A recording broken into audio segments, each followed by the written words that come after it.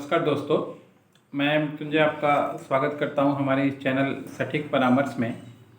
और हम लोग देखिए इवनिंग के टाइम में लगातार आईएसओ से रिलेटेड वीडियोस आप लोगों के लिए ला रहे हैं कि किस तरीके से आईएसओ ने कंपनी का सोचने का तरीका और क्वालिटी दोनों का तरीके में बदलाव किया है और ऐसी बहुत सारी चेंजेस की हैं या ऐसा बहुत सारा सजेशन दिया है जिससे कंपनियों को काफ़ी बेनिफिट हो रहा है। और छोटी कंपनी हो, बड़ी कंपनी हो, स्टार्टअप कंपनी हो, ये सबको ही बहुत अच्छे तरीके से हैंडल किया जा रहा है आईएसओ के मैनुअल के अनुसार, ताकि उनके ग्रोथ में कुछ रोल प्ले किया जा सके और कंपनियां या जो नए स्टार्टअप हैं अपने बिजनेस को आगे ले जा सके। मगर दोस्तों ये भी जानना ज़रूरी है कि क्वालिटी का जो ये फेस है ये कब स्टार्ट हुआ और क्या कारण है कि ये आईएसओ या ये क्वालिटी की बात लोगों के मतलब कंपनियों में लगानी मजबूरी हो गई या ज़रूरत पड़ गया ऐसा, जिसकी वजह से ये पूरा एक सिस्टम का ही जनरेशन हुआ। तो दोस्तों इसका भी एक पीछे एक बहुत बड़ी कहानी है। हम लोग सभी जानते हैं कि दुनिया में वर्ल्ड वार 1, वर्ल्ड वार 2 ऐसा दो मतलब महायुद्ध हुआ है, 2 वर्ल्ड वार हुआ है, जिसमें बहुत सारे कंट्रियों ने अपने दबदबा बनाने के लिए, अपना पावर बढ़ाने के लिए दूसरे कंट्री पे हमला किया और सारे विश्व भी इसमें लगभग उलझ गया था इस लड़ाई और दंगे फसाद में। तो जब वर्ल्ड वार ख़त्म हो गया मतलब जब 45, 42, 45 के आसपास जब वर्ल्ड वार जो चल रहा था, वो जब सेकेंड वर्ल्ड वार वो जब ख़त्म हुआ तो अचानक से ही जो जो कंपनियां थी, मैक्सिमम ब्रिटिश या अमेरिका, ये दोनों का ही उपनिवेश था हर एक जगह। इटली का भी था, फिर से आपका पुर्तगाल का था, स्पेन का था। तो ऐसी कंपनियों इन लोगों ने जो जो कंपनियां सेटअप करके रखी थी बाहर के जगहों पे, वर्ल्ड वार होने की वजह से इनके पास भी बैकअप नहीं रहा, यानी रिसोर्स का बैकअप या मैन पावर का बैकअप या पैसे का बैकअप। युद्ध में बहुत सारा नुकसान हुआ जिसकी वजह से इनको भी नुकसान हुआ। तो इनका जो इंडस्ट्रियलाइजेशन का जो पॉलिसी चल रहा था, पूरा एक इंडस्ट्री का दौर चल रहा था, वो भी अचानक रुक गया।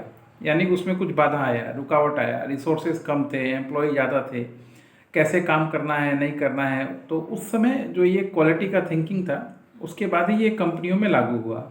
मैनेजमेंट के द्वारा लोगों को बताया गया, समझाया गया कि कैसे कम रिसोर्स में ज़्यादा से ज़्यादा काम किया जा सकता है, क्या प्रोसेस फॉलो किया जाए ताकि उनका एक्टिविटीज़ बढ़े, क्या प्रोसेस फॉलो किया जाए ताकि उनका जो वेस्टेज है वो कम हो, शिफ्टिंग में काम हो, लेबर को थोड़ा छूट दिया जाए, 8 घंटे काम किया जाए, नहीं तो पहले तो 12-12 घंटे का सेशन होता था, संडे की छुट्टी दी जाए।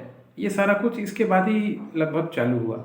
तो ये जो एक फॉर्मेट था, सिस्टम था कि यहाँ टाइम घड़ी लगाया गया, हॉर्न लगाया गया, आने जाने का टाइम दिया गया, एक आदमी को सुपरवाइज़र बनाया गया। जैसे अभी फैक्ट्रियों में आप बहुत देखते हैं चार्जमैन, फोरमैन, ऐसे बहुत सारी चीज़ें हैं। तो ये सारा प्रोसेस उसी समय चालू हुआ और इसके थ्रू कंट्रोल करने की कोशिश की गई अपने मार्केट को, अपने यूनिट को। क्योंकि अगर डिमांड फिर से आ रहा था, अगर कंपनियां बना ना पाए, सप्लाई नहीं दे पाए, तो वो पीछे हो जाएंगी। तो ये पहला दौर था हम लोगों का आईएसओ सर्टिफिकेशन का एज ए क्वालिटी के हिसाब से। उस समय आईएसओ नाम नहीं था दोस्तों, मगर क्वालिटी का जो पहला फेस है, पहला पैरामीटर है, यहीं से चालू होता है। सेकेंड वर्ल्ड वॉर के बाद सारे जब विश्व अस्त व्यस्त हो गया, सबकी इकोनॉमिक टूट गई, सबका मान लीजिए इंडस्ट्रियों पे बम गिरा दिया किसी ने, नुकसान हो गया, तो उस समय लोगों के दिमाग में आया कि अब एक ऑर्गेनाइज तरीके से इसको काम किया जाए, एक संगठन बना के काम किया जाए, एक डिसिप्लिन वे में काम किया जाए, क्वालिटी अचीवमेंट के लिए एक मैनुअल बनाया जाए।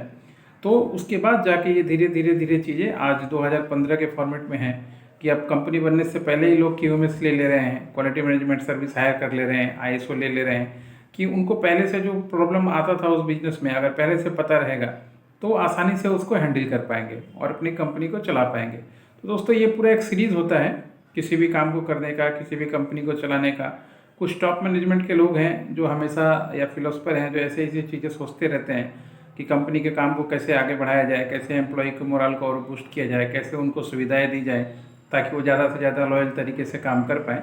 इस पर हमेशा ही काम चलते रहता है। हम आपसे बात कर रहे हैं, फिर भी हो सके कहीं ना कहीं इस पर रिसर्च चल रहा होगा, कहीं ना कहीं काम हो रहा होगा। क्योंकि एडवांस में जो चीज़ें देखिएगा आप, उसको प्रेजेंट में करना ज़रूरी है। क्योंकि अगर आप प्रेजेंट में चीज़ें प्रैक्टिस नहीं करेंगे तो फ्यूचर में जाके वो चीज़ें आप बना नहीं पाएंगे या इम्प्लीमेंट नहीं कर पाएंगे, तो मार्केट में आपका काम नहीं चलेगा। दोस्तों अगर आप इंडस्ट्री से रिलेटेड हैं और अगर आप सोच रहे हैं कि आपकी इंडस्ट्री में भी ये सारा प्रॉब्लम है, तो आप हमसे कंसल्ट कर सकते हैं। हम लोग का अपना टीम है जिसमें हम लोग आपसे बात करके आपके मतलब डिटेक्शन जिसको बोला जाता है, ये पहचान में हम आपको ला के दे देंगे कि आपकी कंपनी में क्या प्रॉब्लम है, उसका सॉल्यूशन क्या है, कैसे सॉर्ट आउट होता है।